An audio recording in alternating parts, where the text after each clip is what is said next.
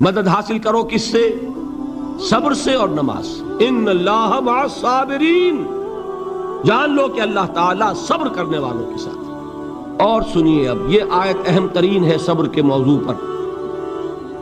وَلَنَبْلُوَنَّكُمْ بِشَيْءٍ مِّنَ الْخَوْفِ وَالْجُوعِ وَنَقْصٍ مِّنَ الْأَمْوَالِ وَالْأَنفُسِ وَالثَّمَرَاتِ وَبَشِّرِ الصَّابِرِينَ، اور دیکھو ہم تمہیں آزمائیں گے۔ وَلَنَبْلُوَنَّكُمْ، ہم لازماً آزمائیں گے تمہیں، بِشَيْءٍ مِّنَ الْخَوْفِ، خوف کی کیفیت طاری کر کے، والجوع، بھوک، فقر اور فاقہ، ونقص من الاموال، مالی نقصان، والانفس، جانی نقصان، والثمرات، اور ثمرات، پھلوں اور میووں کا نقصان۔ میرے نزدیک یہاں پر ثمرات کا مفہوم ایک اور بھی ہے۔ ایک تو صاف تھا کھجور کی فصل تیار ہے، غزوہ تبوک جانے کا حکم مل گیا، کون اتارے گا؟ اور کھجور وقت پر اتری نہیں، برباد ہو جائے گی۔ یہ ہو رہا ہے نا میووں کا نقصان۔ اور میرے نزدیک یہاں یہ بھی ہے، بسا اوقات بہت سی محنتوں کا نتیجہ انسان دیکھتا ہے کہ ضائع چلا گیا، میں نے 10 سال محنت کی، حاصل کوئی نہیں نکلا۔ یہ ثمرات کیا ہے؟ محنتیں، محنتوں کے ثمرات کا ضیاع۔ کوشش آپ نے کی، قسمت کی خوبی دیکھی ہے، ٹوٹی کہاں کمن، 2-4 ہاتھ جب کے لبے بام رہ گئے۔ Be prepared. ایک شاعر کے یہ اشعار ہیں، وہ کمیونسٹ تھا، میں نام بھی نہیں لیتا، لیکن یہ کہ یہ اسی انقلابی، چونکہ ان کا بھی ایک انقلابی نظریہ ہے، انقلابی عمل میں یہ سارے مراحل آتے ہیں۔ کوئی سیٹ بیک آیا، فرض کیجئے کوئی ناکامی ہو گئی، تو اپنے ساتھیوں کو دل بندھانے کے لیے یہ فصل امیدوں کی ہمدم اس بار بھی غارت جائے گی، سب محنت صبحوں شاموں کی اب کے بھی اکارت جائے گی۔ میرے نزدیک یہ ثمرات کا جو لفظ یہاں آیا ہے، وَنَقْصٍ مِّنَ الْأَمْوَالِ وَالْأَنفُسِ وَالثَّمَرَاتِ، سب محنت صبحوں شاموں کی اب کے بھی اکارت جائے گی۔ دھرتی کے کونوں کھدروں میں پھر اپنے لہو کی کھاد بھرو، پھر مٹی سینچو اشکوں سے، پھر اگلی رت کی فکر کرو، پھر اگلی رت کی فکر کرو، جب پھر ایک بار اجڑنا ہے۔ ایک فصل پکی تو بھر پایا، تب تک تو یہی کچھ کرنا ہے۔ ایک مقصد ہے سامنے، انقلاب برپا کرنا ہے۔ ایک کوشش ناکام ہو جائے کوئی پرواہ نہیں، نیکسٹ، پھر تیار رہو ناکامی کے لیے۔ ایسا نہ ہو جو انگریزی میں کہتے ہیں hope for the best but be prepared for the worst. ایسا نہ ہو کہ دوسری مرتبہ ناکام ہو کے بددل ہو جاؤ، تمہاری ہمتیں جواب دے جائیں، نہیں، پہلے سے تیار رہو کہ دوسری مرتبہ بھی ناکامی آئے تو آئے، لیکن جب تک کہ کامیابی حاصل نہیں ہوتی ہمیں یہ کام کیے چلے جائیں۔ صبر کا مادہ نہیں ہوگا تو آپ کام نہیں کر سکیں گے۔ اور اسی کا ایک دوسرا رخ ہے، جب آپ دعوت حق کے لیے کھڑے ہوں گے، پہلا قدم کیا آتا ہے؟ استہزاء، تمسخر، مذاق اڑانا، جس کی میں مثال اب دینا چاہتا ہوں محمد الرسول اللہ صلی اللہ علیہ وسلم کی شخصیت سے۔ دیکھیے ہم کیا اور ہماری بساط کیا، ہم کیا مبلغ ہوں گے، کیا داعی ہوں گے، ہمارے اپنے دامن پر داغ ہوتے ہیں، لیکن یہ کہ محمد الرسول اللہ کے دامن پر کوئی داغ تھا؟ ان کو تو سارے مکے والے الصادق الامین کہتے تھے، نہایت محبوب شخصیت تھے، ان کے لیے تو جا صادق، جا الامین، یہ الفاظ سننے میں آتے تھے، آنکھوں کا تارا۔ لیکن جب آپ نے دعوت اب شروع کی، اب قرآن مجید میں دیکھیے، کسی نے کہا مجنون ہو گئے، دماغ خراب ہو گیا، پاگل ہو گئے، اجی شاعر ہیں، کچھ شعر توڑ لیتے ہیں، ہم پر دھوس جماتے ہیں۔ کسی نے کہا ساحر ہے، کچھ جادو سیکھ لیا ہے، یہاں تک کہ ایسے بدبخت بھی پیدا ہوئے، قرآن میں ہے ساحر کذاب، سحر کرنے والا جادوگر نہایت جھوٹا۔ یہ الفاظ کہے جا رہے ہیں کس کی شان میں؟ محمد الرسول اللہ صلی اللہ علیہ وسلم۔ قرآن میں نقل کیا گیا، یا ایھا الذی نزل علیہ الذکر انک لمجنون۔ کبھی آپ نے اس کا ترجمہ سوچا؟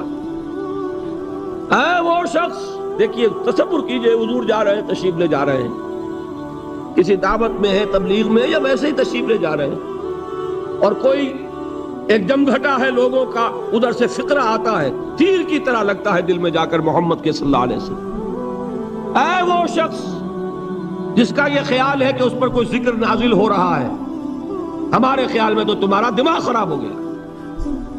یا ایھا الذی نزل علیہ الذکر انک لمجنون، کہا کہ نہیں کہا؟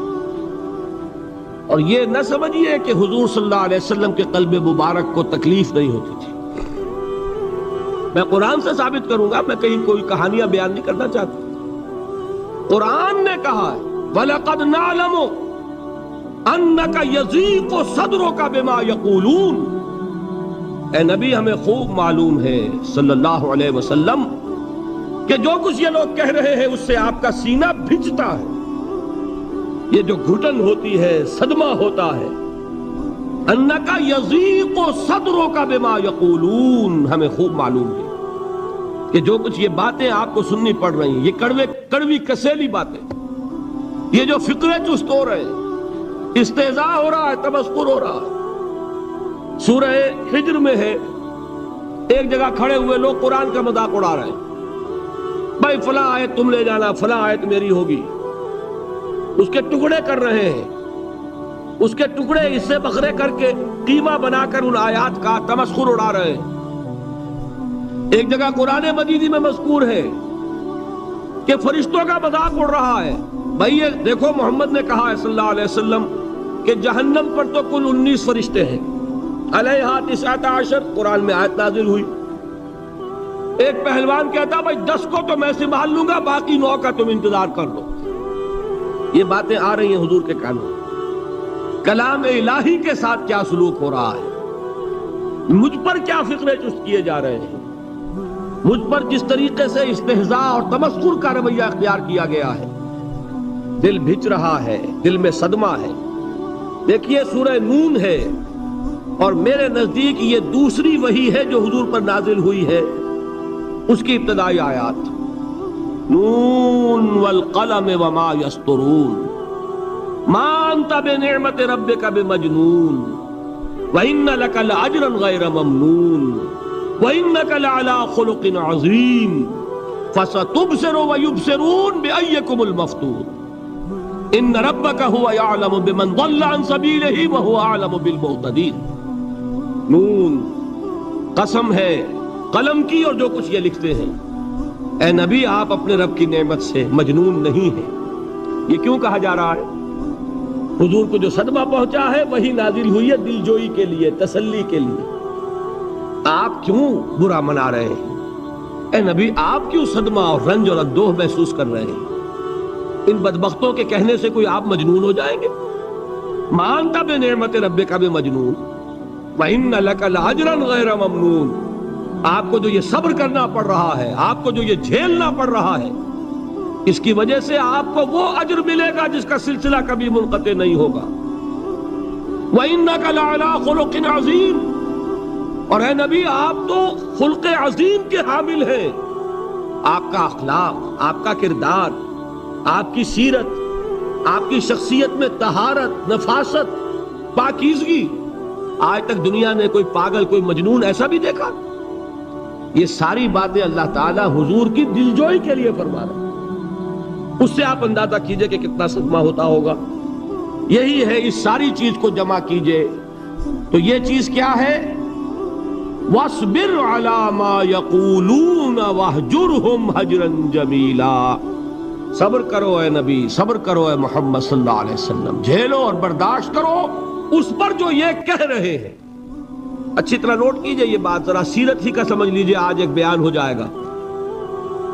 یوں سمجھیے جب حضور نے یہ کہا کہ مجھ پر وحی نازل ہوئی، فرشتے سے ملاقات ہوئی، تو اب وہ چہمے گوئیاں شروع ہو گئی، معلوم ہوتا دماغ خراب ہو گیا۔ دیکھیے ہم نہیں کہتے تھے یہ جا کے غار حرا میں بیٹھتے ہیں، کئی کے دن رہتے ہیں، بھوکے رہتے ہیں، وہ خشکی چڑھ گئی نا آخر۔ یہ جس طرح کی باتیں دنیا میں آج ہوتی ہیں اسی طریقہ کی باتیں ہوتی تھیں۔ عتبہ ابن ربیعہ ایک مرتبہ آتا ہے، کیونکہ قریش کے بڑے لوگوں میں سے تھا، تو قریب آ کر بڑی اپنائیت کے ساتھ، بڑی شفقت کے ساتھ، بڑے بزرگانہ انداز میں کہتا ہے بھتیجے، حضور سے، بھتیجے اگر واقعی کسی بدروح کا سایہ ہو گیا ہے تم پر، وہ آسیب آ گیا ہے تو مجھے بتا دو، میرے بہت سے عاملوں سے تعلقات ہیں، میں کسی کو بلا کر یہ تمہاری بدروح دور کر دوں گا۔ اب آپ سوچئے کیا بیتی ہوگی حضور کے دل پر۔ یہ وہ کیفیات ہیں، اور یہ نوٹ کر لیجئے 4 برس تک یہی شکل رہی ہے۔ مخالفت اسی نوع سے ہوئی ہے جس کو کہتے ہیں فزیکل پرسیکیوشن، جسمانی تشدد، وہ پہلے 4 سال نہیں ہوا۔ اس کی وجہ کیا ہے کہ در حقیقت جب بھی کبھی کوئی ایسی دعوت اٹھتی ہے، اب مجھے اجازت دیجئے میں ایک لفظ انقلاب یہاں استعمال کر لوں، انقلابی دعوت۔ کل میں نے کہا تھا نا، ایک ہوتی ہے خالص مذہبی تبلیغ، ایک ہوتی ہے انقلابی تبلیغ۔ مذہبی تبلیغ کی سب سے بڑی مثال عیسائیت کی تبلیغ، اور انقلابی تبلیغ کی سب سے بڑی مثال اشتراکی تبلیغ۔ میں باہر سے مثالیں دے رہا ہوں، اندر سے نہیں دینا چاہتا۔ آگے یہ کہ یہ قدر گفتے باقی فکر کن، آگے انسان اپنی عقل سے کام لے، سوچے، غور و فکر کرے۔ تو یہ انقلابی تبلیغ تھی محمد الرسول اللہ صلی اللہ علیہ وسلم۔ اور انقلابی تبلیغ کے اندر یہ بات جان لیجئے کہ پہلا رد عمل جو ہوتا ہے معاشرے کا، وہ یہ ہوتا ہے کہ کوئی ایسی بات گھبرانے کی نہیں ہے، ایک آدمی کا دماغ خراب ہو گیا ہے اور کچھ سر پھرے قسم کے چند نوجوان اس کے ساتھ ہیں، ایسی کیا بات ہے گھبرانے کی؟ مشت خاک ہے، بس ان کو چٹکیوں میں اڑاؤ۔ جو چٹکیوں میں اڑانا کہلاتا ہے نا، اسی کو قرآن مجید میں ایک اور جگہ کہا گیا ہے، یریدون لیطفئوا نور اللہ بافواہہم، یہ چاہتے ہیں کہ اللہ کے نور کو اپنے منہ سے بجھا دیں، پھونکے مار کے ہی بس۔ تو پہلا رد عمل جو ہوتا ہے ایک نظام کا، ایک کسی انقلابی دعوت کے خلاف، وہ رد عمل ہوتا ہے استہزاء، تمسخر، مذاق کرو، ان کو جس کو آپ انگریزی میں کہتے ہیں ڈی مورلائز کر دو، ان کی ہمتیں جو ہے وہ ٹوٹ جائیں، ان کو اس طریقے سے، اسی کا نام ہے آج کل کی اصطلاح میں کیریکٹر اسیسینیشن، ان کی شخصیتیں جو ہیں ان کو داغدار کر دو، ان کا اعتبار ختم کر دو، ان کا استہزاء کرو، تمسخر کرو۔ اور یہ میں آپ سے عرض کر رہا ہوں اس وقت ایک گونا فخر کے ساتھ اور اللہ تعالیٰ کا شکر ادا کرتے ہوئے کہ میں نے جو کام بھی کیا ہے اس وقت پاکستان میں، آپ نے اخبارات میں دیکھا ہوگا، بڑا دقیانوسی مولوی ہے، بیگمات کا رد عمل جو ہوا وہ آپ کے علم میں ہوگا، بڑے جو یہ جدید ہمارے روشن خیال قسم کے جو صحافی ہیں، اگر کہیں آپ نے پڑھا ہو جس طرح استہزاء ہوا ہے، جس طرح مذاق اڑایا گیا ہے، جو الفاظ استعمال کیے گئے ہیں، وہ میرے نزدیک بہت بڑی سند ہے جو اللہ کے ہاں جا کر پیش کروں گا کہ اللہ تیرے دین کے لیے۔ میں نے اپنے گھر سے کوئی بات نہیں کہی، میں نے جو بات کہی وہ جو شریعت محمدی کی بات ہے وہ کہی۔ اگر اپنی طرف سے کہی ہو، کوئی اضافہ کیا ہو، تو اللہ تعالیٰ کی پھٹکار ہو مجھ پر اور لعنت ہو مجھ پر۔ لیکن اگر میں نے وہی کچھ کہا جو شریعت محمدی کا تقاضا ہے اور قرآن اور سنت کی بات ہے، تو پھر اگر مجھے کسی نے پاگل کہا اور کسی نے دقیانوسی کہا اور کسی نے اور فقرہ چست کیا، تو میں اس کے لیے، میں تو سمجھتا ہوں میرے لیے وہ سند ہے جو اللہ تعالیٰ کے ہاں میں جا کر پیش کروں۔ اور یہ جان لیجئے کہ وہی بات ہوتی ہے ہمیشہ، ہسٹری ریپیٹس اٹسیلف۔ وہ بات کریں گے جو حضور نے کی تھی، وہی رد عمل سامنے آئے گا جو اس وقت آیا۔ اس لیے کہ یہ تو جو انسانی مزاج ہے وہ نہیں بدلا، معاشرے کا انداز نہیں بدلا، وہ جو کام ہوگا اس کا رد عمل ابتدائی وہی ہوگا۔ اور اس میں در حقیقت امتحان ہوتا ہے صبر کا۔ کیا دل شکستہ ہو کر بیٹھ رہے گا انسان؟ ہمت جواب دے جائے گی، کمر ٹوٹ جائے گی، قوت ارادی اور عزیمت جو ہے مزمحل ہو جائے گی، پھونکوں سے چراغ بجھ جائے گا۔ یہ جو میں نے آیت آپ کو سنائی تھی، اس کا بڑی خوبصورت کے ساتھ ترجمہ کیا ہے مولانا ظفر علی خان نے کہ نور خدا ہے کفر کی حرکت پہ خندہ زن، پھونکوں سے یہ چراغ بجھایا نہ جائے گا۔ یریدون لیطفئوا نور اللہ بافواہہم واللہ متم نورہ ولو کرہ الکافرون، یہ چاہتے ہیں کہ اپنے منہ کی پھونکوں سے اللہ کے نور کو بجھا دیں، حالانکہ اللہ تعالیٰ تو اپنے نور کا اتمام فرما کر رہے گا۔ خواہ ان کافروں کو کتنا ہی ناگوار ہو۔ اس کی ترجمانی ہے نور خدا ہے کفر کی حرکت پہ خنددن، پھونکوں سے یہ چراغ بجھایا نہ جائے گا۔ بہرحال اس مرحلے پر میں نے آپ کو 2 صبر بتائے۔ صبر کس چیز سے؟ اپنا کیریئر دنیاوی جو بھی آپ حاصل کر سکتے تھے۔ ذہین آدمی ذہانت لگائے گا تو دین کی دعوت دے گا ایٹ دی انٹلیکچوئل لیول، اور یہ بات جان لیجئے کہ یہ چیز دنیا میں کسی کمائی کا ذریعہ نہیں بن سکتی، اسے قربانی دینی پڑے گی کیریئر کی، اپنے مفادات کی، تب کام کر سکے گا۔ عام آدمی وقت لگائے گا، صلاحیتیں صرف کرے گا، اپنی وہی اس وقت سے اور توانائی سے پیسہ بنا سکتا تھا۔ آج کل تو آپ کو معلوم ہے کہ بڑی سادی ہو گئی ہے یہ حساب کتاب کی بات، بہت سادہ۔ ایک انسکلڈ لیبرر کا 1 گھنٹہ برابر ہے اتنے روپے کے، ایک سکلڈ لیبرر کا 1 گھنٹہ برابر ہے اتنے روپے کے۔ آپ تو ہر چیز کاؤنٹ کر سکتے ہیں، میئر کر سکتے ہیں۔ جو شخص 1 گھنٹہ لگا رہا ہے اس نے کوئی پیسہ خرچ کیا ہے نا، اسی وقت کو لگا کر وہ پیسہ بنا تھا، اسی ذہانت اور صلاحیت سے وہ کوئی کمائی کرتا۔ ادھر لگایا تو وہ جو کمی ہو رہی ہے اس کو برداشت کرنا، اس کو جھیلنا اور خوش دلی سے برداشت کرنا، یہ سمجھنا کہ در حقیقت یہ سب کچھ کیا ہے کہ اللہ تعالیٰ کے ہاں اس کا اجر و ثواب ملے گا۔ یہ صبر کا ایک رخ، اور استہزاء ہو، تمسخر ہو، مذاق اڑے، فقرے چست ہو، دقیانوسی کہا جائے، ریئیکشنری کہا جائے، یہ بڑے ریئیکشنری ہے، یہ بڑے پچھلے زمانے کے لوگ ہیں، اگلے وقتوں کے ہیں یہ لوگ، انہیں کچھ نہ کہو۔ جو کہا جائے سنو، وَاصْبِرْ عَلَى مَا يَقُولُونَ وَاهْجُرْهُمْ هَجْرًا جَمِيلًا، اور صبر کیجئے محمد صلی اللہ علیہ وسلم۔ دیکھیے کوئی پہلو ایسا نہیں ہے جس میں ہمیں ہدایت قرآن مجید سے اور سیرت محمد صلی اللہ علیہ وسلم سے مل نہ جائے۔ اگر اللہ تعالیٰ مقام دعوت پر فائز ہونے کی توفیق عطا فرما دے تو جو مرحلے پیش آئیں گے وہ آپ کو نظر آ جائیں گے سیرت محمدی میں صلی اللہ علیہ وسلم، اور اس وقت حضور سے جو کہا گیا اس سے آپ کے دل پر بھی، اس کے زخمی جو آپ کا دل ہے، آپ کے احساسات ہیں، اس پر مرہم رکھا جائے گا۔ وَلَقَدْ نَعْلَمُ أَنَّكَ يَضِيقُ صَدْرُكَ بِمَا يَقُولُونَ، ہمیں خوب معلوم ہے کہ جو کچھ آج تمہیں سننا پڑ رہا ہے اس سے تمہارا سینہ بھجتا ہے، تمہیں رنج اور صدمہ ہوتا ہے، لیکن وَاصْبِرْ عَلَى مَا يَقُولُونَ، جو کچھ یہ کہہ رہے ہیں اس پر صبر کیجئے، اس کو جھیلیے اور برداشت کیجئے۔ کہ عادت پڑے گی، پھر معاشرے کی درستی کے لیے ضروری ہے کہ بدلا ہو۔ ایک تھپڑ اس نے لگایا ہے تو تھپڑ اس کے لگے تو اس کے بھی 14 طبق روشن ہو، تاکہ کسی اور کو تھپڑ مارنے کی جرت اس میں نہ ہو۔ یہ صحیح ہے کہ معاشرے کی درستی اسی میں، لیکن جو دعوت کا معاملہ ہے بالکل جدا ہے، اس کے قانون اور ہیں۔ حضرت مسیح کے الفاظ کیا تھے یا نہیں، بہرحال انجیل میں یہ ہے، اور میں جو بات عرض کر رہا ہوں وہ یہ ہے کہ وہ بالکل صحیح ہے۔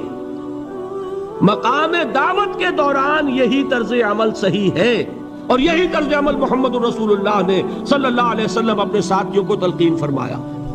وہ کیا ہے؟ وہ الفاظ جو ہے انجیل کے وہ یہ ہے کہ اگر کوئی تمہارے داہنے گال پر تھپڑ مارے بایاں بھی پیش کر دو، اگر کوئی تمہارا چغا لینا چاہے نالش کر کے تو تم اس کو کرتا بھی اتار کے دے دو، اگر کوئی تمہیں بیگار میں 1 کوس لے کے جانا چاہے تم 2 کوس اس کے ساتھ جاؤ۔ اس پر کہا گیا کہ یہ بڑی غیر فطری تعلیم ہے، یقیناً قانون کے اعتبار سے غیر فطری ہے، دعوت کے اعتبار سے یہ لازمی ہے۔ یہی دعوت کا یہی قانون ہے جو 12 برس تک مکے میں محمد الرسول اللہ نے نافذ کیا۔ صحابہ کو کیا حکم تھا؟ تمہیں کتنا ہی مارا جائے تم جواب میں کوئی کارروائی نہیں کر سکتے۔ نو ریزسٹنس، نو ریٹیلیشن۔ ریزسٹنس تو ہے، پیسو ریزسٹنس۔ ریزسٹنس کیا ہے؟ کہ پیچھے مت ہٹنا۔ وہ سارا دباؤ کیوں دے رہے تھے کہ تم اپنا تعلق منقطع کرو محمد سے صلی اللہ علیہ وسلم، تم توحید کو چھوڑو، اپنے آبائی دین میں آؤ۔ اسی کے لیے پریشرائز کر رہے تھے نا۔ حضرت بلال کو مار رہا ہے امیہ ابن خلف، حضرت خباب بن الارت رضی اللہ تعالی عنہ کو دہتے ہوئے انگارے زمین میں بچھا کر اور اس کے اوپر ننگی پیٹھ لٹا دیا گیا۔ آپ ذرا تصور کیجئے، ایک شخص دیکھ رہا ہے کہ دہکتے ہوئے انگارے بچھائے جا رہے ہیں، یہ میرے لیے تیار کیے جا رہے ہیں، اور پھر حکم دیا جاتا ہے کرتا اتار دو، کرتا اتار دیتا ہے، لیٹ جاؤ، لیٹ جاتا ہے۔ کیوں؟ بڑی غیر فطری بات ہے یہ تو، اسے ہاتھ پاؤں مارنے چاہیے۔ ایک آدمی ڈیسپریٹ ہو جائے تو آپ کو معلوم ہے اس کے اندر طاقت بہت آ جاتی ہے، اسے نظر آ رہا ہو کہ مجھے تو بھون دیں گے، کباب بنا دیں گے، تو اگر اسے اجازت ہو 2-4 کو مار کر مرے گا، اجازت نہیں۔ محمد نے ہاتھ باندھ دیے صلی اللہ علیہ وسلم، تمہیں اجازت نہیں ہاتھ اٹھانے کی۔ یہ بعد میں سورہ نساء میں یہ الفاظ نازل ہوئے کہ اے مسلمانوں، ایک زمانہ یہ تھا کہ تمہیں حکم تھا کفو ایدیکم، اپنے ہاتھ بندھے رکھو، you are not allowed to retaliate, ڈٹے رہو، جمے رہو، کھڑے رہو، صبر کرو، جھیلو، برداشت کرو، پیچھے نہ ہٹنا، نہ محمد کے دامن کو چھوڑنا صلی اللہ علیہ وسلم، نہ توحید کا دامن چھوڑنا، لیکن ہاتھ اٹھانے کی اجازت نہیں۔ بتائیے کہاں گیا قانون؟ قانون تو یہ ہے کہ بدلہ لو، لیکن وہ قانون تو اس وقت نافذ ہوگا جب انقلاب آ جائے گا، اسلامی حکومت قائم ہو جائے گی، تب آئے گا نا قانون۔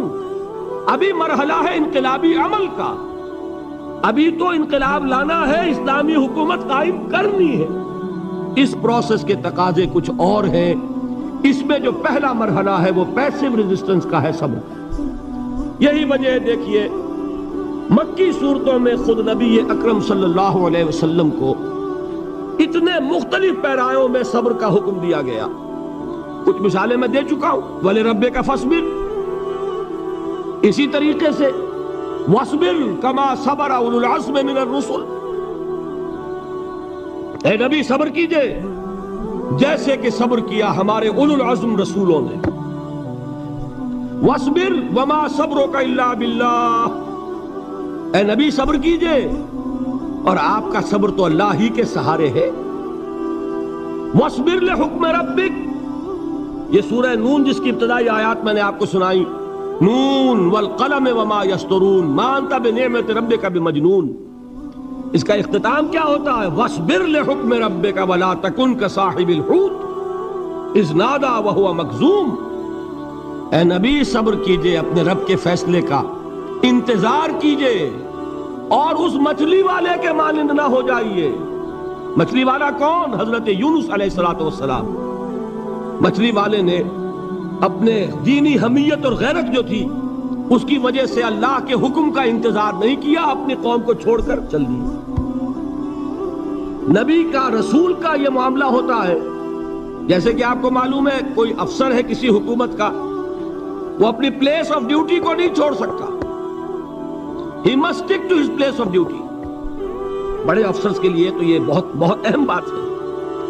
تو اے رسول، جہاں آپ کو ہم نے تعینات کیا ہے آپ وہاں سے ہل نہیں سکتے کہ ذرا مخالفت ہوئی، لوگوں نے فکرے تست کیے اور آپ کہیں اور چل دیے، دفعہ ہو، یہ بات نہیں سننا چاہتے، میں کسی اور کو سناؤں گا، ہو سکتا ہے نا؟ ہم تو کرتے ہیں نا یہ، اس لیے کہ ہمیں تو اللہ نے کہیں تعینات تو نہیں کیا نا۔ اگر ایک جگہ کے لوگ بات نہیں سنتے، چلو بھائی ہم کہیں اور جائیں گے، وہاں بات سنائیں گے۔ لیکن رسول کا معاملہ ہوتا ہے جو اس کی پلیس آف اپوائنٹمنٹ ہے، he cannot leave his place without the express permission of Allah سبحانہ وتعالی۔ آپ نے یہ سنا ہوگا، سیرت کی تقاریر میں پڑھا ہوگا کہ مدینے کی طرف ہجرت کی اجازت حضور نے تمام صحابہ کو دے دی، خود منتظر رہے جب تک کہ اللہ کی طرف سے اجازت نہیں آ گئی۔ حضرت ابوبکر پوچھتے رہتے تھے حضور اجازت آ گئی کہ نہیں؟ نہیں ابھی نہیں آئی۔ حضور اذن آ گیا؟ نہیں آیا، ابھی نہیں آیا۔ حبشہ کی طرف سب کو بھیج دیا، اجازت دے دی جو جانا چاہے چلا جائے۔ حضور کی صاحبزادی جو حضرت عثمان کے نکاح میں تھی وہ بھی ہجرت کر رہی، لیکن حضور تو نہیں گئے۔ رسول نہیں چھوڑ سکتا اپنی جگہ کو، یہاں تک کہ تمام تقریباً صحابہ چلے گئے، حضور رہ گئے، حضرت ابوبکر رہ گئے، حضرت علی رہ گئے، اور حضرت ابوبکر پوچھ رہے ہیں بار بار اجازت آئی یا نہیں؟ نہیں ابھی نہیں آئی۔ حضرت عائشہ نے واقعہ بیان کیا کہ ایک روز اچانک دوپہر کے وقت ہم نے دیکھا کہ حضور نے اپنے پورے جسم کو ڈھانپا ہوا ہے، چہرے کو بھی کپڑے میں ڈھانکا ہوا ہے اور تشریف لا رہے ہیں۔ یہ اس میں تعجب کی بات یہ کہ عرب میں آج بھی آپ کو معلوم ہے کہ یہ چیز جو ہے ان کی روایات کے خلاف ہے کہ دوپہر کے وقت کوئی کسی سے ملنے جائے. یہ وقت جو ہے قیلولے کا ہے، آرام کا ہے. آج کل وہ عصر اور ظہر کے مابین کا وقفہ، تو این ٹھیک دوپہر کے وقت تشریف لائے حضور. آپ نے آ کے حضرت ابو بکر سے فرمایا کہ اجازت آ گئی ہے.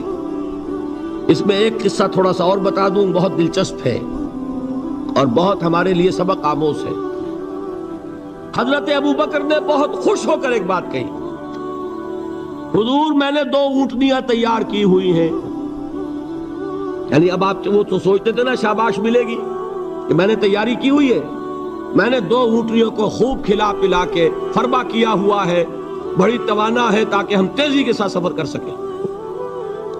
حضور نے توقف کیا، فرمایا ہاں ٹھیک ہے، 1 اونٹنی میں استعمال کروں گا لیکن میں اس کی قیمت ادا کروں گا. حضرت ابو بکر کی آنکھوں میں آنسو آ گئے. روتے ہوئے کہا حضور مجھ سے یہ مغایرت، کیا یہ جان اور مال کسی اور کے لیے ہے؟ آپ مجھ سے بھی کہہ رہے ہیں میری اونٹنی جو ہے وہ بھی بلا معاوضہ آپ قبول نہیں فرما رہے. یہ ہے محمد الرسول اللہ کی غیرت اور حمیت کا. ہمارا معاملہ جو ہے دین کی دعوت و تبلیغ کے اعتبار سے بالکل کچھ مختلف بنا ہوا ہے.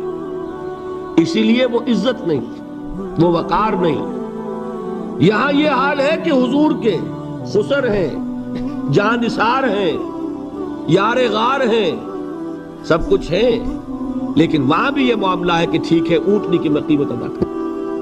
بہرحال میں جو عرض کر رہا تھا وہ یہ ہے کہ چونکہ رسول کو اجازت نہیں تو فرمایا گیا وَاصْبِرْ لِحُکْمِ رَبِّكَ وَلَا تَكُنْ كَصَاحِبِ الْحُوتِ.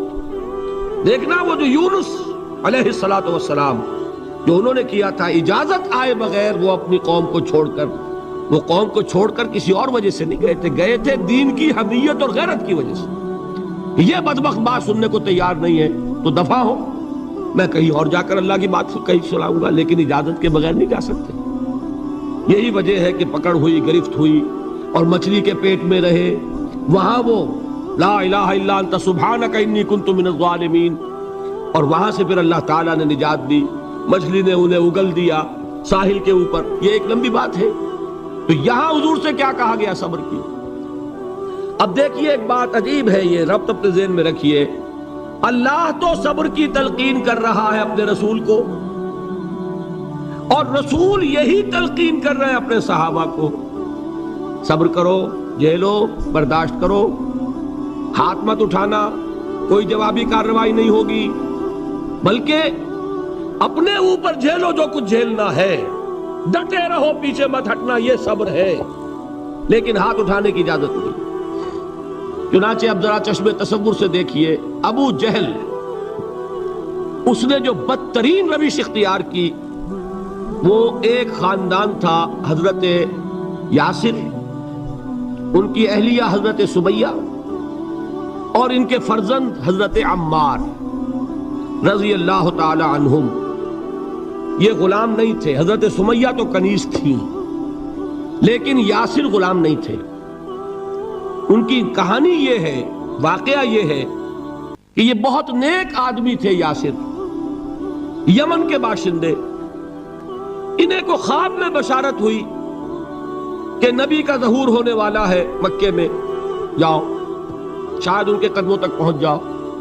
جیسے حضرت سلمان فارسی کی بات میں نے آپ کو بتائی، وہ تو خواب کی بشارت نہیں تھی، وہ ان کے غور و فکر کا معاملہ تھا. انہوں نے وہ جو آگ کی پوجا پاٹ ہے اس کو چھوڑا اور سفر کیا، اور پھر انہیں خبر دی ایک راہب نے کہ کھجوروں کی سرزمین میں آخری نبی کا ظہور ہونے والا ہے، جاؤ شاید قسمت یابی کرے. انہیں خواب آیا تھا.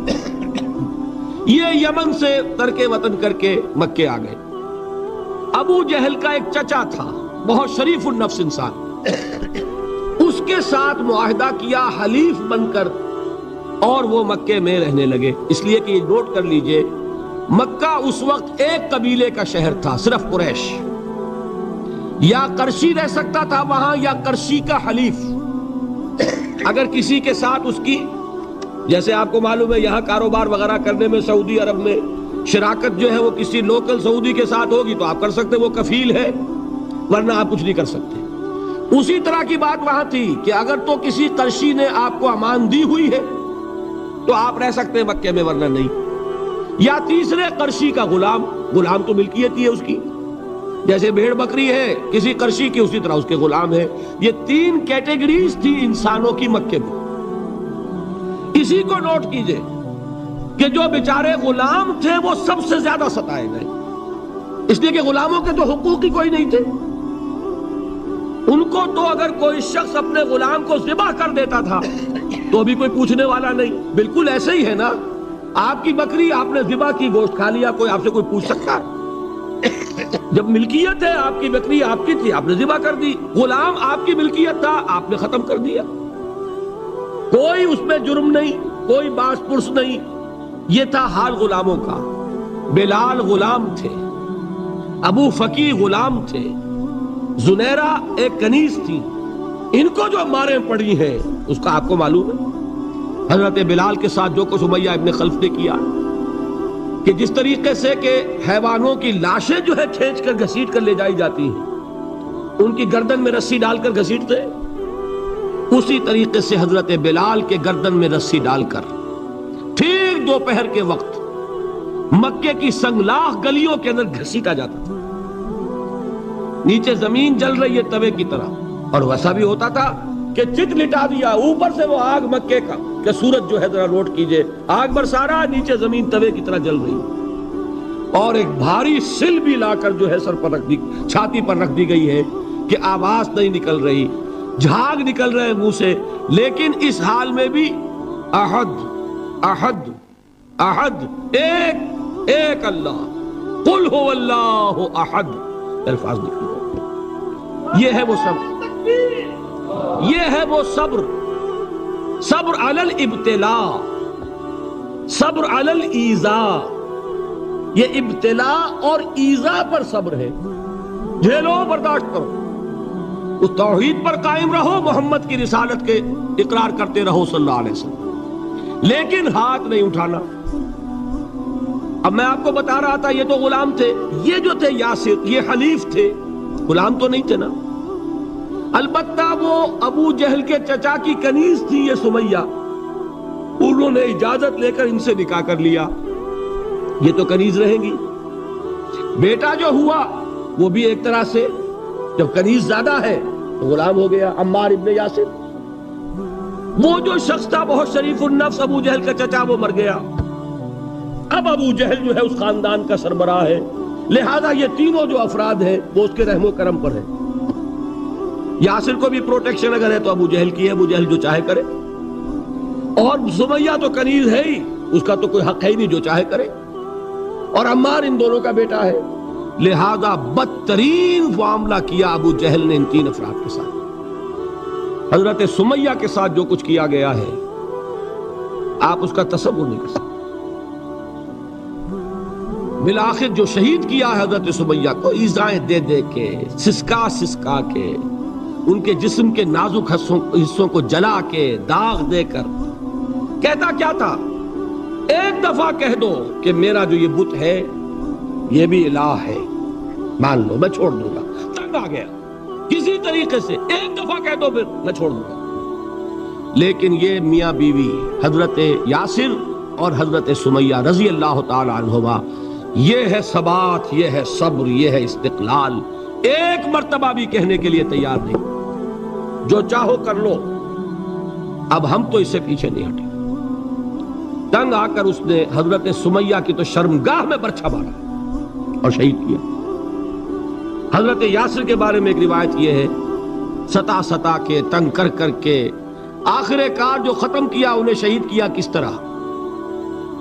4 سانڈ اونٹ جوان، ان سے رسے باندھے، ایک رسے سے ایک بازو باندھا، دوسرے سے دوسرا بازو باندھا، تیسرے سے ایک ٹانگ باندھی، چوتھے سے دوسری ٹانگ باندھی، اور چاروں کو دوڑایا ہے کہ جسم کے پرختے ہوں گے. اس حال میں کیا ہو رہا تھا وہ میں بتا رہا ہوں کہ اللہ تو تاکید کر رہا ہے اپنے نبی کو، اصبر وَلِرَبِّكَ فَاصْبِرْ وَاصْبِرْ عَلَى مَا يَقُولُونَ وَاصْبِرْ وَمَا صَبْرُكَ إِلَّا بِاللَّهِ وَاصْبِرْ لِحُكْمِ رَبِّكَ وَلَا تَكُنْ كَصَاحِبِ الْحُوتِ. اس وقت سامنے سے حضور گزرتے تھے جبکہ آل یاسر کے ساتھ یہ معاملہ ہو رہا ہے. کیا فرماتے تھے؟ اصبروا یا آل یاسر فإن موعدکم الجنہ. اے یاسر کے گھر والوں صبر کرو، جھیلو، اس لیے کہ تمہارے وعدے کی جگہ جنت ہے. اللہ تعالیٰ ادھر آنکھ بند ہوگی ادھر جنت میں تمہارا داخلہ ہو جائے گا. یہ ہے تواصوا بالصبر والعصر ان الانسان لفی خسر. یہ تواصوا بالصبر پر کون عمل کر رہا ہے؟ محمد الرسول اللہ صلی اللہ علیہ وسلم. اس میں بھی ایک بات ہے، وہ بھی سمجھ لیجئے، دین میں جہاں عظیمت ہے رخصت کا پہلو بھی ہے. یہ جو نوجوان تھے، یہ بوڑھے والدین کا تو وہ مقام ہے، یہ رتبہ بلند ملا جس کو مل گیا. ہر مدعی کے واسطے دار و رسن کہاں؟ حضرت سمیہ اور حضرت یاسر. نوٹ کیجئے، میں ایک اعتبار سے کہا کرتا ہوں سید الشہداء یہ بنے کہ نہیں بنے، ان کو جو فوقیت حاصل ہوئی، الفضل للمتقدمین، سب سے پہلی جان دینے والی یہ خاتون اور سب سے پہلی جان دینے والا اللہ کے لیے، توحید کے لیے، محمد کی رسالت کے لیے صلی اللہ علیہ وسلم. دے تو بھی محمد کی صداقت کی گواہی. یہ صداقت کی گواہی دیتے ہوئے انہوں نے اپنی جانیں دے دی. لیکن جو نوجوان عمار ہے اس نے رخصت کی راہ اختیار کی، جھیلا نہیں گیا، برداشت نہیں ہو سکا. ایک مرتبہ کلمہ کفر زبان سے نکال دیا، ابو جہل نے چھوڑ دیا.